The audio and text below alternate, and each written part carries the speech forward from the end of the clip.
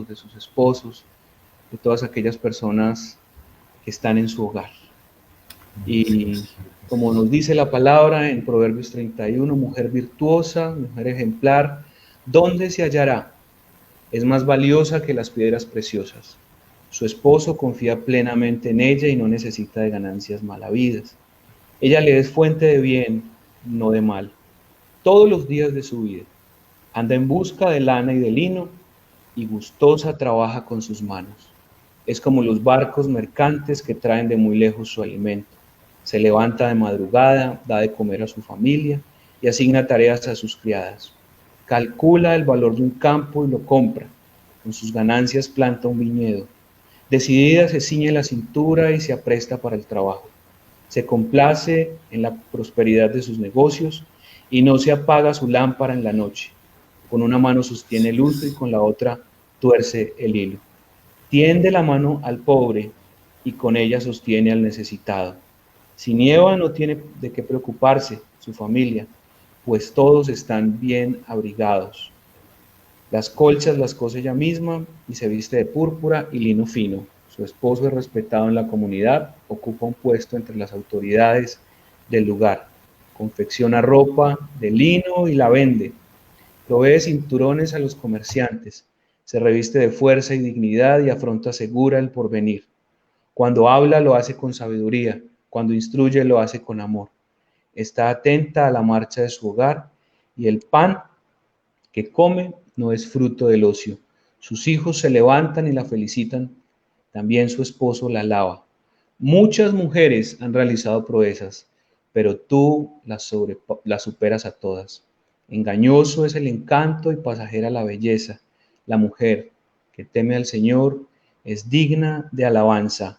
Sean conocidos sus logros y públicamente alabadas sus obras. Por eso, Señor, damos gracias en esta mañana por cada una de las mujeres, especialmente de las madres que están a nuestro alrededor. Bendícelas, Señor, prospéralas y que esta palabra sea una realidad en sus vidas. Que hoy sea un día muy especial para ellas, pero que podamos, aquellos que estamos a su alrededor, hacerlas sentir bien todos los días de su vida, reconociendo el valor que tiene una madre. Tú les has dado un corazón especial. Bendícelas, Señor, y permíteles vivir con esa dignidad especial que tú les has dado. Que el día de hoy, Señor, se sientan alabadas, bendecidas por ti, Señor, y que, Señor, como familias podamos alegrarnos en ellas. En Cristo Jesús. Amén y amén.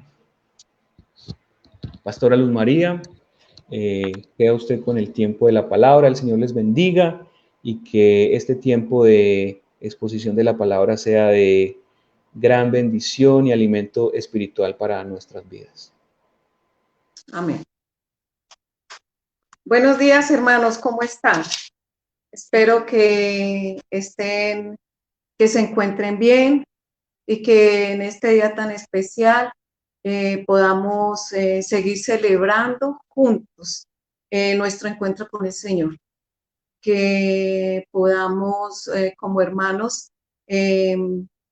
sentir la ministración que viene del Señor, hablándonos a cada uno en nuestras diferentes circunstancias. Suplicamos la presencia de Dios en este momento para que Él sea ministrándonos por medio de su palabra. Él conoce la situación particular de cada uno de nosotros, conoce nuestras luchas, conoce nuestros anhelos, conoce nuestras fragilidades, conoce lo que ha sido el día a día de cada uno de nosotros.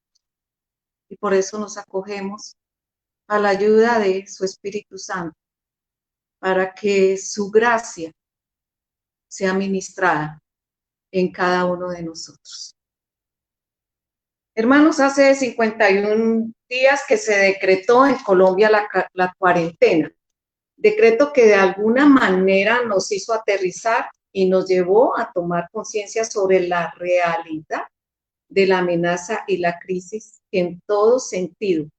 Y a partir de ese momento nos iba a afectar y a transformar nuestro sistema de vida. Frente a la crisis hemos recibido cualquier cantidad de mensajes. Nos vemos saturados de los mensajes de prevención y manejo del virus, también de las predicciones fatalistas o también de los mensajes de ánimo o las reflexiones que los expertos analistas sobre los gobiernos y la política mundial nos envían. Estoy segura que cada uno de nosotros como hijos de Dios hemos buscado entender los propósitos de Dios. Hemos orado por su misericordia, suplicando que Él intervenga deteniendo el poder del mortífero virus. La crisis motiva a buscar intensamente a Dios y de alguna manera esperamos que Dios nos responda y nos dé la certeza y seguridad de que sí escucha nuestras oraciones, que no nos ha dejado solos, que sí nos acompaña y que sí va a intervenir. Efectivamente, la Biblia registra la presencia y el actuar de Dios en momentos muy dolorosos para su pueblo. La Biblia afirma que Dios sí responde y que Dios sí interviene para consolar y liberar a su pueblo. Una de las crisis y amenazas más graves para la fe del pueblo de Dios fue la persecución a muerte que el Imperio Romano emprendió contra los cristianos durante el gobierno del emperador Domiciano. Como respuesta de Dios a semejante crisis, vino la palabra y revelación de Dios, la palabra enviada por Dios a su pueblo por medio del apóstol Juan. La respuesta de Dios para consolar y fortalecer la fe de su pueblo. El mensaje que hoy ustedes y yo conocemos como el libro de la revelación, el libro de Apocalipsis. El mensaje enviado fue revelado para infundir ánimo a los cristianos perseguidos y atribulados bajo la opresión del imperio. Es un mensaje de consuelo para todos los que sufren. Es un mensaje de esperanza para todos los que están descorazonados. Revela que Dios sí conoce, que Dios es justo, que Dios sí escucha el clamor de su pueblo y que Él sí interviene. El mensaje dado a Juan de parte del Señor resucitado es este: el que es, el que era, el que ha de venir.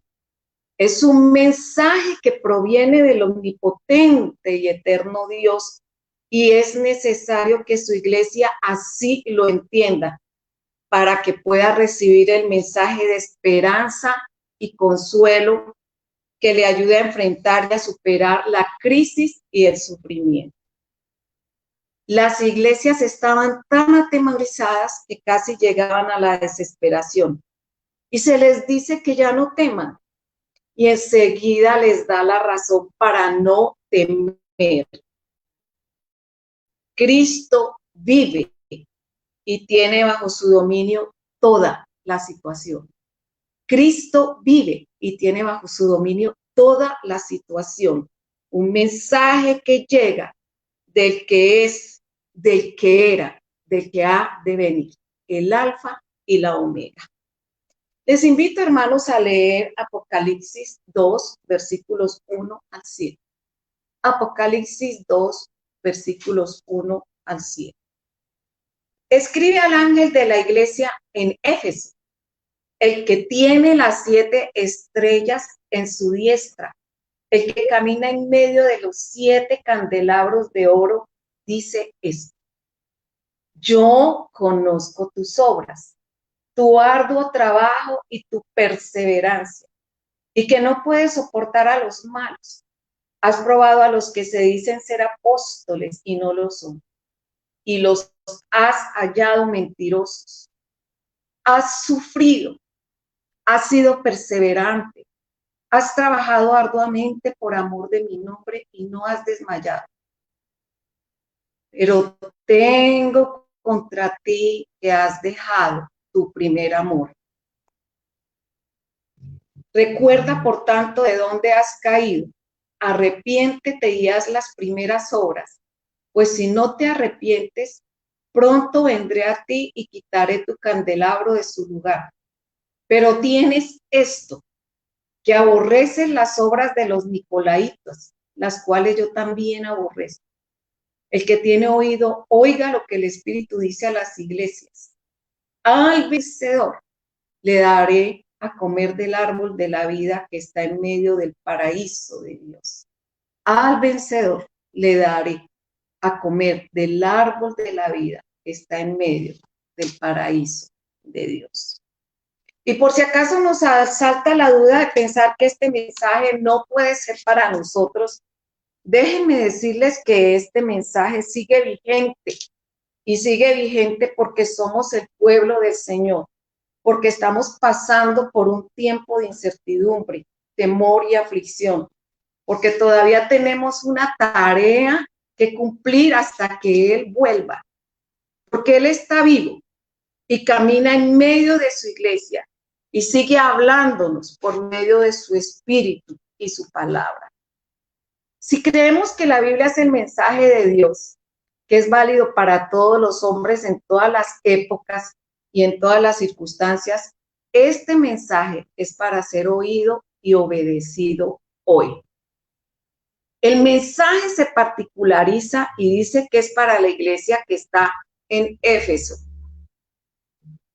y que el remitente es Dios mismo. O sea que frente al mensaje nadie puede hacerse de la vista gorda, porque viene con una destinataria y una dirección expresa para la iglesia que está en Éfeso, para la iglesia que espera una respuesta del Señor para la situación angustiosa que está viviendo. O sea, la identificación es clara. En primer lugar, este mensaje es para la iglesia de Dios que en este momento está viviendo una prueba cruel e implacable injusticia y persecución. Ahora, hermanos, aquí viene una pregunta. ¿Qué respuesta espera la iglesia del Señor en tiempo de crisis, en tiempo de sufrimiento? ¿Qué respuesta espera el Señor, espera la iglesia del Señor en tiempo de crisis, en tiempo de sufrimiento? De pronto pensaríamos que Dios solo va a consolar, y de hecho Él es el perfecto consolador, pero se nos ha ocurrido pensar que en medio de la prueba, Dios más bien espera que nosotros hablemos menos y que lo escuchemos más. Que Dios espera que examinemos el estado de nuestro corazón. Es que, hermanos, a veces en medio de la prueba, Dios nos llama a reflexionar. Dios nos invita a volvernos sinceramente a Él, a renovar la fe, y tal parece que en medio de la crisis Dios desea recuperar el corazón de su pueblo. En medio de la crisis, Dios desea recuperar el corazón de su pueblo. De ahí viene el mensaje acompañado, no solo de consolación, sino de amonestación y demanda de obediencia. Veamos entonces, hermanos, cómo responde y cómo espera Dios que su pueblo reaccione en tiempo de crisis y sufrimiento. ¿Cómo responde y cómo espera Dios que su pueblo reaccione en tiempo de crisis y sufrimiento? Recordemos que aunque el mensaje está dirigido a la iglesia de Éfeso, el mensaje también aplica para la iglesia presbiteriana Cumberland de Pereira, que está situada en la calle 12 con 12. Entonces, veamos en primer lugar cómo responde Dios. Y nos dice que en primer lugar Dios responde dándose a conocer. Está en el versículo 1. El que tiene las 7 estrellas en su diestra, el que camina en medio de los 7 candelabros de oro, nos manda a decir. La iglesia necesita conocer y recordar las cualidades e identificación del remitente. El remitente se ha presentado como Jesucristo, el testigo fiel, el que tiene las 7 iglesias en su diestra. En este caso, la iglesia de Éfeso es una de esas iglesias. Pero él considera la iglesia de Éfeso y todas las otras iglesias las considera su posesión, porque las compró con su sangre preciosa. El que tiene las 7 estrellas en su diestra. Las estrellas son, según Apocalipsis, las estrellas son las iglesias. Y él dice que tiene las iglesias en su diestra. Son suyas. La iglesia es suya. Él la reclama porque él la compró con su sangre preciosa. Tiene todos los méritos para considerarla de su propiedad porque murió por su iglesia. La iglesia está unida a él porque la sostiene de su mano derecha y solo él puede protegerla y guiarla. Solo él puede protegerla y guiarla. Él acompaña a su iglesia por siempre y siempre, porque él es el alfa y la omega, principio y fin. Él es el que es, el que era y el que ha de venir, el que por siempre es Dios, el que por siempre es el omnipotente Dios. Y él también se presenta como el que camina en medio de los 7 candelabros de oro. Es decir, él está presente y se pasea en medio de su iglesia. Él no es ajeno a su iglesia, no está afuera, está en medio. Estar en medio lo hace conocedor. Él conoce íntimamente a su iglesia. Él está allí y sabe lo que sucede dentro de su iglesia. Sabe lo que sucede con cada uno de nosotros, porque la suma de cada uno de nosotros es su iglesia.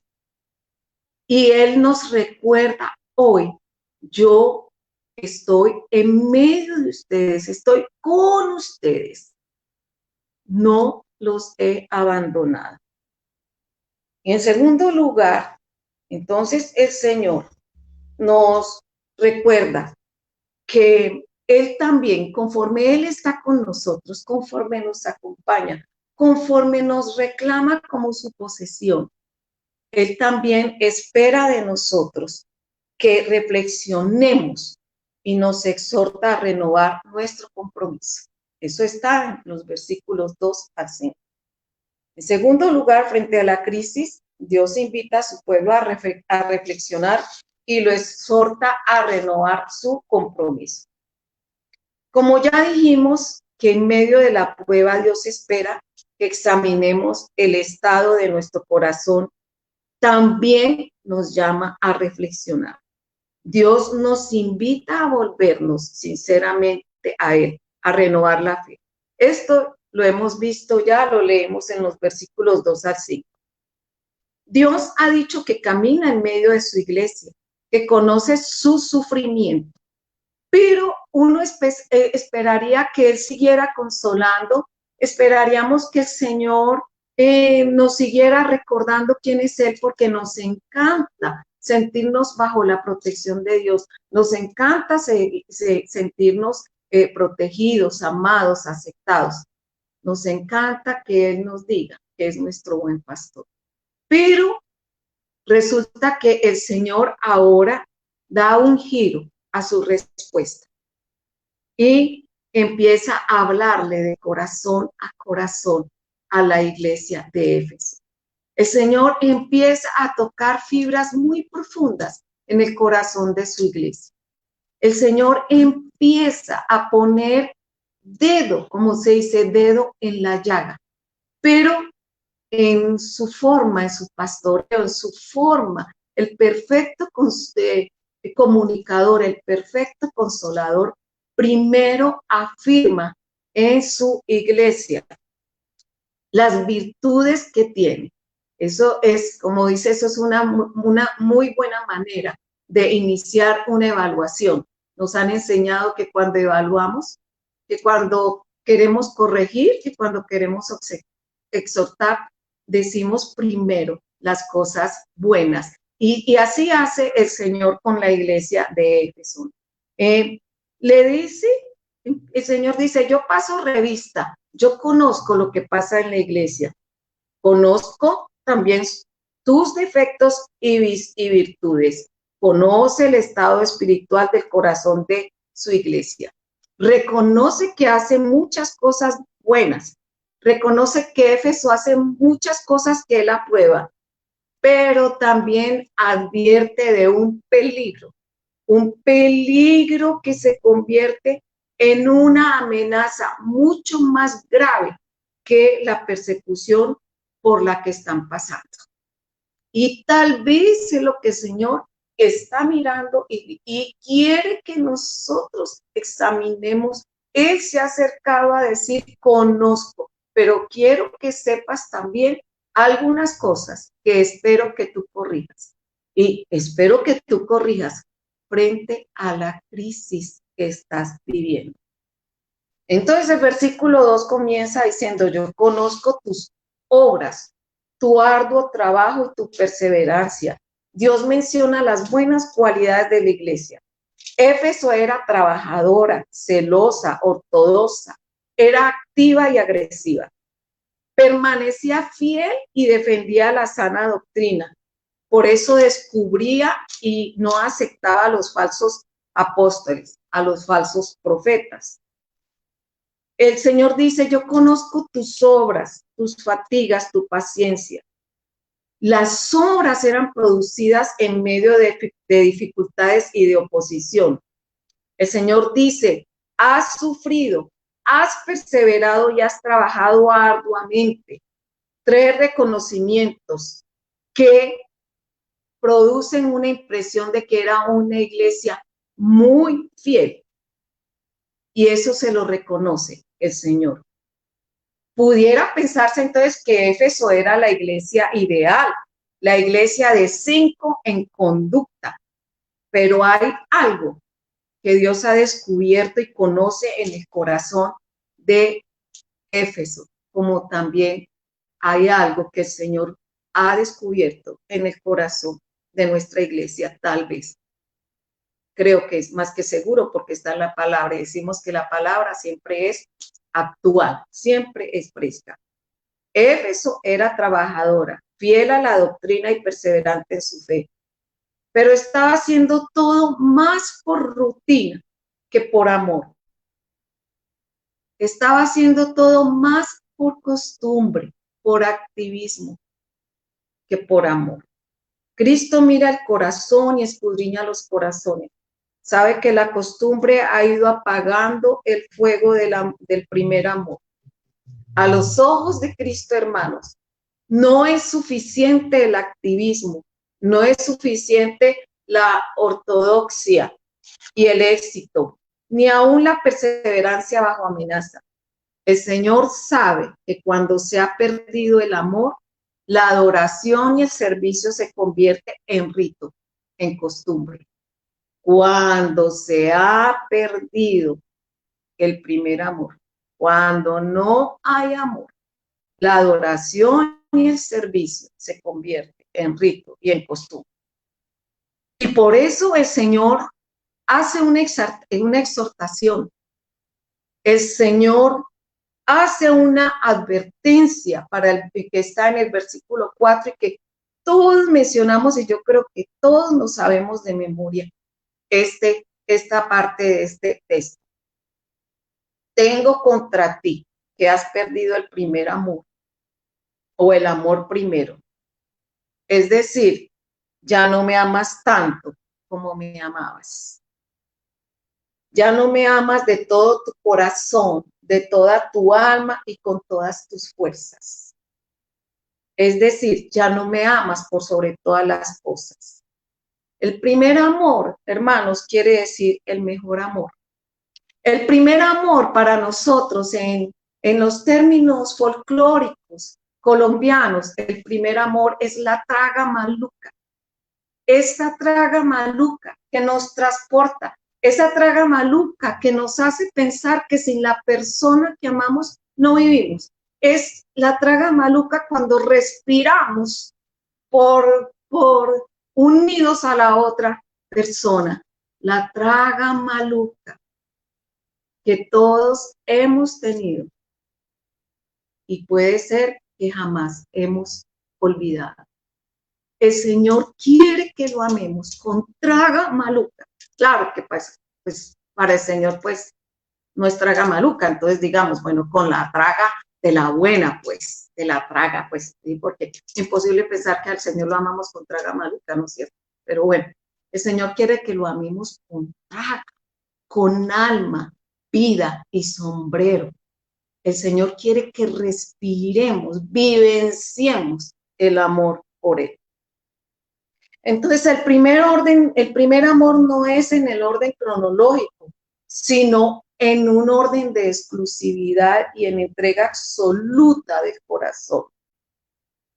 Entonces, hermanos, qué curioso que el primer amor, el amor por el Señor no se reconoce por las tantas actividades o por el trabajo que hacemos, sino por la manera como nos relacionamos con Él en nuestro día a día. Vivenciar el primer amor significa que no podemos estar no podemos vivir sin estar en comunión con Él, sin hablarle a diario, sin escuchar su voz, porque acuérdese que la relación sana, la relación de amor sana, no es un monólogo, es que podemos hablar entre dos personas, que podemos hablarnos y escucharnos. No es solamente cuando una sola persona habla. Y generalmente nosotros hacemos eso. Solo le hablamos a Dios, pero no le escuchamos. Y Él no quiere eso. Amor, amor verdadero, amor profundo se da entre dos personas que se comunican y se comunican bien, sanamente. Entonces el Señor quiere que anhelemos su presencia, así como lo expresa el salmista. Mi alma tiene sed de Dios, del Dios vivo, como el ciervo brama por las corrientes de las aguas, así clama por ti, oh Dios, el alma mía. O sea, Señor, si yo no tengo comunión contigo, yo me muero. Si no hablo contigo, si no escucho tu voz, no puedo vivir. Pero aquí viene una reflexión. ¿Cuántas veces nos presentamos en la iglesia? ¿Cuánto de nuestro quehacer, cuánto de nuestras obras se dan en nuestras fuerzas? ¿Cuánto del activismo nos separa del encuentro, de la comunión, del agrado de estar en la presencia de Dios? Entonces, hermanos, ya podemos ir entendiendo la queja del Señor. Cuando el fervor del primer encuentro con el Señor se pierde, el compromiso se nos vuelve carga. El compromiso se nos vuelve activismo. Cuando el Señor no está presente, la adoración y la comunión íntima con Él se nos vuelve rito, se nos vuelve legalista. Cuando el Señor no está presente, el servicio significa muy poco, porque el trabajo que se hace para Dios se hace en comunión con Él y de acuerdo a su voluntad. De lo contrario, se vuelve costumbre. Rutina que reemplaza el fervor espiritual. Simple actividad que no transmite la vida que Él quiere darnos. Después de la justa protesta del Señor, entonces el Señor invita a su iglesia a cambiar de actitud y le dice, recuerda, en el versículo 5, recuerda por tanto de dónde has caído. Lo que el Señor dice es examina lo que está pasando. ¿Cuál es la razón que te ha llevado a descuidarte? ¿Por dónde ha empezado tu abandono, tu desamor? ¿Por dónde es que has entrado a ese desierto espiritual por el que estás pasando? Vivir en desierto espiritual es también un resultado de haber dejado el primer amor. Hermanos, yo les quiero preguntar algo en este momento. ¿Cómo estaba la relación con Dios antes del coronavirus? Antes del aislamiento, antes de la crisis que estamos viviendo. ¿Cómo estaba su relación con Dios? ¿Quién era lo más importante en su vida? ¿En qué era que usted estaba invirtiendo sus fuerzas, su tiempo, sus energías? ¿Qué era lo más importante para usted? Porque si seguramente había otro amor que competía con el Señor, con el amor al Señor, por eso la crisis nos da tan duro. Por eso la crisis amenaza nuestra fe. Por eso nos cuesta tanto dolor lo que está pasando. Y por eso luchamos por mantener nuestros ojos fijos en Él. Pero el problema es que como ya veníamos secos, como veníamos espiritualmente sin carga, entonces la situación se nos torna muy difícil de enfrentar. Pero entonces hemos tenido tiempo para reflexionar. Entonces, si antes estábamos alejados, ¿cómo estamos en este momento? ¿Cómo hemos vivido estos 52 días de aislamiento? ¿Seguimos alejados? ¿Seguimos esperando que Dios nos envíe respuesta? ¿Seguimos esperando que Dios nos consuele? ¿Seguimos esperando que Dios abra puertas, pero nosotros seguimos alejados de Él? Recuerden, hermanos, en las crisis el Señor está buscando que su pueblo vuelva a Él. En la crisis el Señor busca que nosotros tengamos comunión profunda con Él. Entonces, ¿cómo estamos viviendo el aislamiento? Pero ¿cómo esperamos salir de ese aislamiento? ¿Vamos a seguir lo mismo? ¿Vamos a seguir pasando el desierto espiritual? Este es un mensaje para una iglesia que está siendo perseguida. Es un mensaje para una iglesia que está atemorizada. Es un mensaje para una iglesia que está viviendo momentos muy dolorosos. Es un mensaje para la iglesia hoy, para sus hijos hoy. El Señor, hermanos, nos da la oportunidad de reflexionar, de mirar dónde está la prioridad. El Señor nos da la oportunidad de volver a Él, nos da la oportunidad de arrepentirnos, de cambiar de dirección. Entonces, si se trata de volver al primer amor, lo que el Señor nos está diciendo es, vuelve a enamorarte de mí, vuelve a buscar en mí el alimento, la fortaleza, el sustento, la aceptación. Vuelve a buscar en mí todo lo que necesitas, porque yo soy el Dios que tú necesitas, el Dios que es suficiente para llenar tu corazón de esperanza, el Dios que es suficiente para proveer lo que necesitas, el Dios que es suficiente para sacarte adelante, aún en medio de la crisis que estamos viviendo. Entonces el Señor dice, quiero que me sigas como me seguías al principio, con fe, con limpieza de corazón, con obediencia. Éfeso había abandonado el fervor y el amor que había sido la primera experiencia. Por lo tanto, el Señor se queja y le dice que Él no aprueba un compromiso sin amor, que Él no aprueba un compromiso a medias. Le invita a dejar el pecado, le invita a dejar aquello por lo cual abandonó al Señor. Le invita a dejar aquello que en lo que puso más su confianza, más su esperanza que en el Señor. Y ahora el Señor nos está recordando. Pusiste tu esperanza en muchas cosas y ahora ves que en todo lo que has puesto tu esperanza, en este momento no te sirve.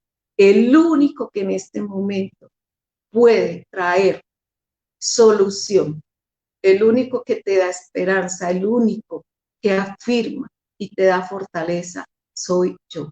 Entonces, ¿qué vamos a hacer, hermanos? Entonces, hermanos, hemos visto cómo responde Dios y qué espera que su pueblo haga en este tiempo de crisis. Y no sé, hermanos, si a ustedes les ha llamado la atención que Él nos advierte la necesidad de volver al primer amor y de revisar nuestras vidas, cuando nosotros esperábamos tal vez otra clase de respuesta, otra clase de consuelo, otra clase de ayuda. Tal vez estábamos pensando en cosas muy diferentes y todavía seguimos esperando que Dios nos responda otros anhelos. Pero si nos examinamos esos otros anhelos, tal vez no son los anhelos que están en el corazón del Señor para nosotros.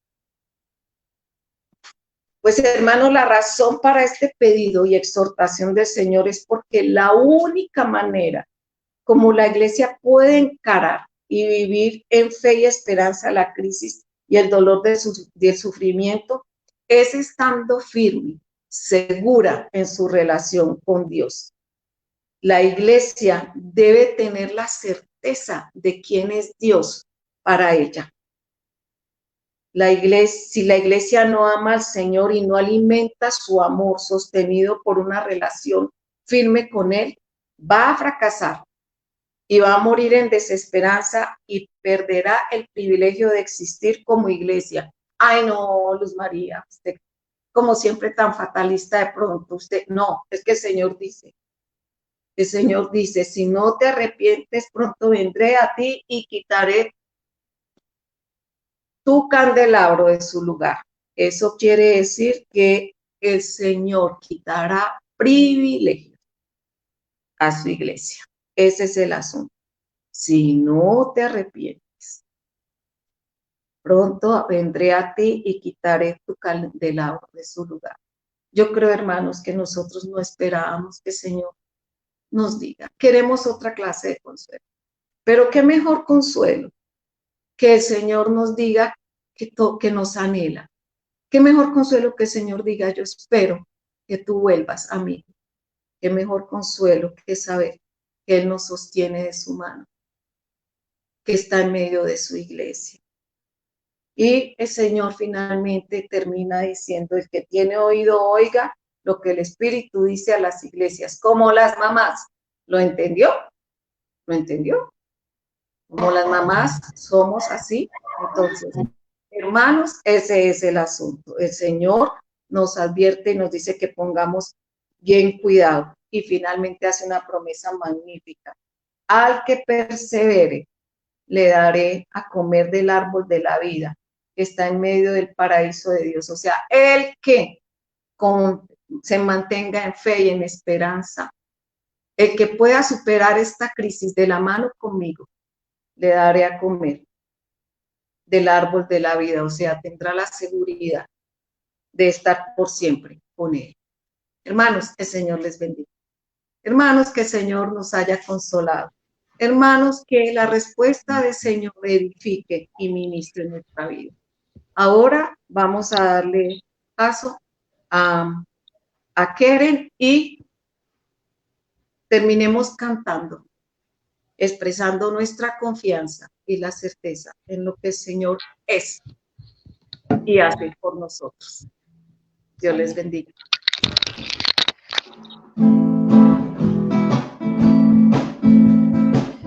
porque Él entró en el mundo y en la historia, porque Él rompió el silencio y la agonía, porque Él llenó la tierra de su gloria, porque fue luz en nuestra noche fría, porque Él nació en un pesebre oscuro, porque Él vivió sembrando amor y vida, porque Él quebró los corazones duros y levantó las almas abatidas. Por eso es que hoy tenemos esperanza, por eso es que hoy luchamos con fe, por eso es que hoy miramos con confianza el porvenir en esta tierra mía. Por eso es que hoy tenemos esperanza, por eso es que hoy luchamos con porfía, por eso es que hoy miramos con confianza el porvenir. Porque atacó a ambiciosos mercaderes y denunció maldad de hipocresía, porque exaltó a los niños, las mujeres y resistió a los que de orgullo ardían, porque Él llevó la cruz de nuestras penas y saboreó la hiel de nuestros males, porque aceptó sufrir nuestra condena y así morir por todos los mortales. Por eso es que hoy tenemos esperanza, por eso es que hoy luchamos con porfía, por eso es que hoy miramos con confianza el porvenir en esta tierra mía. Por eso es que hoy tenemos esperanza, por eso es que hoy luchamos con porfía, por eso es que hoy miramos con confianza el porvenir.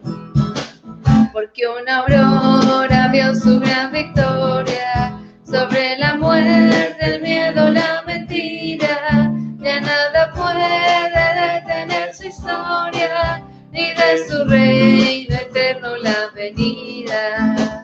Por eso es que hoy tenemos esperanza, por eso es que hoy luchamos con porfía, por eso es que hoy miramos con confianza el porvenir en esta tierra mía. Por eso es que hoy tenemos esperanza, por eso es que hoy luchamos con porfía, por eso es que hoy miramos con confianza el porvenir. Amén. Que el Señor les bendiga a todos. Nos vemos en el próximo culto. Un abrazo. Dios les bendiga.